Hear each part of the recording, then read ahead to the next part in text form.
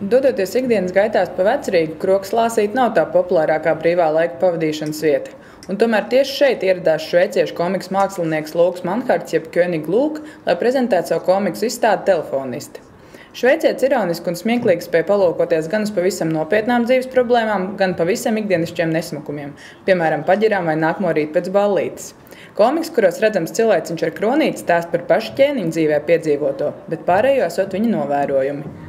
Well, it's just a joke I made 10 years ago. I just signed in somewhere as König. Everyone thought it's funny, and so I say it like this. Yeah, that's all. I don't want to be king, really not.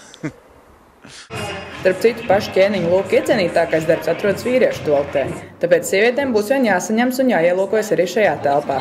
Ja drosmas tā pamazāk, var nobaudīt Lāsītes piedāvāto ķēniņu Lūka dzērienu, kur sastāvdaļas oficiāli netika atklātas. Šī dzēriena īpašā sastāvdaļas moka un apelsīnu sula ir tikpat neiedomājams savienojums kā mākslinieka ķēniņa darbi.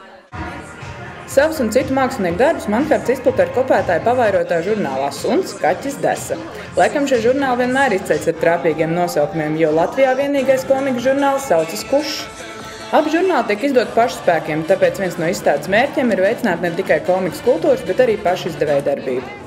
Königa Lūka izstāde Lāsītē būs skatām līdz 22. maijam, bet viņa komiks Burtnīgs no 15. maija nopērkam galerijā Istaba. Lana Daniela, Jānis Palkaunieks, Diena TV.